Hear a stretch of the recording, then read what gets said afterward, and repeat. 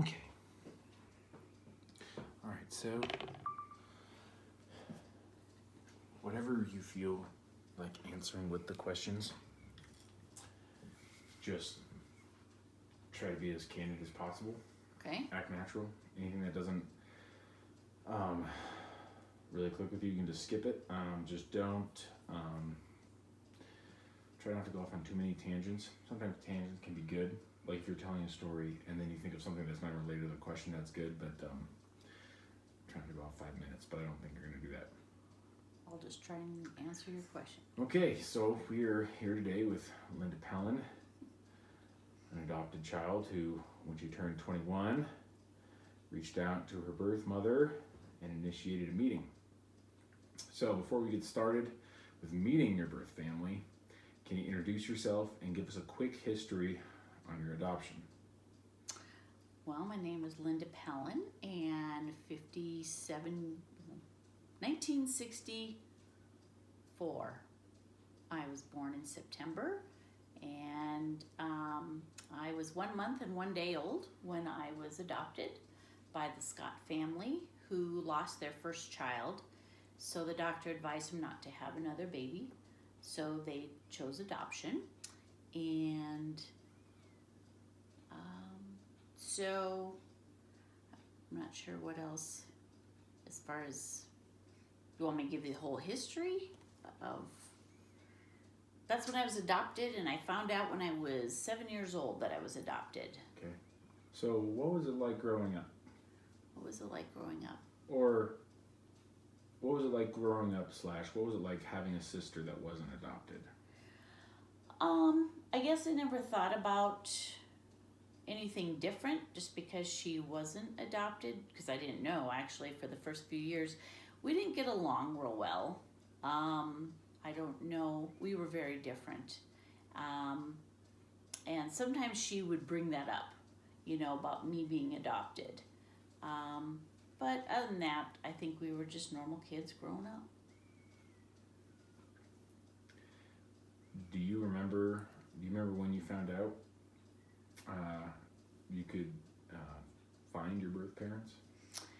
Yeah, I'd always wanted to, and I knew when I had looked into it, it depended by state. Different states, some had open records, some had closed records, some it depended on your age.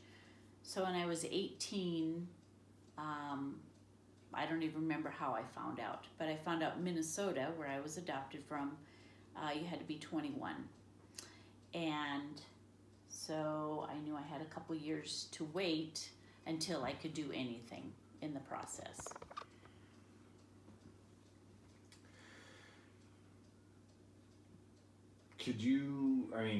So once you found out, what's the process like of finding your parents? Both, logistically, but also personally, like finding out that, what's the process of when you found out and things from there? So the process, so the first thing I asked my dad was if he remembered the name of the adoption agency I was placed through. And he said it was called Lutheran Social Services in Minneapolis. So in the old days, I called information. You had this number, you called information. So I called information, Minnesota, and I asked if there was any adoption agencies with the name Lutheran in it. The operator proceeded to tell me there was one called Lutheran Social Services, gave me the phone number. So I called them and I said that I believe I was placed through their agency, and I just wanted to find out. So I had to give them my birth date, my adoptive parents' names, and they would get back to me. It wasn't long, and I received a phone call that confirmed that I was in fact placed through their agency. And then they told me it would be $350 in order to start the process. They let me know that it could cost a lot more depending on if just whatever cost might be in tracking people down. And they would let me know as we went along the way. But they also warned me, they said, are you prepared emotionally if we find your birth mother and she doesn't want anything to do with you? And I said, well, I don't know her now, so yes, I guess I'm prepared for that possibility. So I got the money together, I sent my money in, and then it was a process of waiting.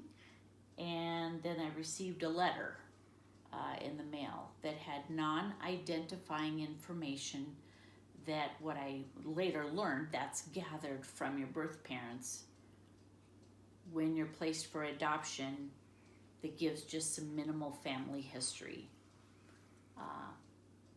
So I got that and found out that they told me it was actually went very quickly because my grandmother lived in the same house as where my mother lived when I was born.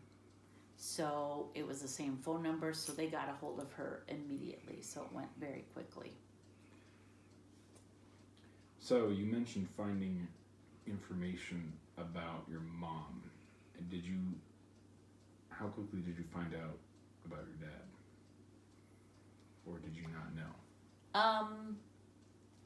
The first information I found out about him was when I received the letter from Lutheran Social Services, which again was filled out by each family, and I think it did give me his first name and told me he was one of 7 siblings. Gave some of his allergies. It was kind of funny. A little bit about the family, but I didn't know at the time that he was no longer living. I wouldn't find that out until I would meet my birth mother. So when did you find out you were going to meet your birth mother? And what was going through your head leading up to when you were going to meet her? Well, so I literally, as soon as I turned 21, I started this process, and it wasn't long after that. I think it was within a month. Once they contacted her, and ironically, her name was Linda. That was a complete coincidence that I would be named Linda. They gave her, she had to reach out to me. I could not reach out to her. So they gave her my phone number, and it was up to her to reach out to me, of which immediately she did call me. And I'll never forget that moment. I can still picture my little apartment and the phone on the wall. Got the call and said, "Hi, this is Linda. I'm your birth mother." And that was pretty wild. So, yeah. And I'm sorry, I forgot the rest of your question. Just what was emotions or thoughts, anything before leading up to when you finally met? Oh, before I finally met. Oh, wow. I mean, it's so hard to put into words. I think people who aren't adopted, it's so hard to understand your whole, well, up to those 21 years, I was the only hazel-eyed person in my family. I just wanted to know, who did I look like? What did my parents look like? And it's really hard to explain the emotions. I was very excited, very nervous, and it would be the following June when, as it happens, my half-sister had a friend getting married here in Colorado. And so it worked out that Linda and Michelle flew out here, and that's when I first met her, was in June of 1986. So, yeah.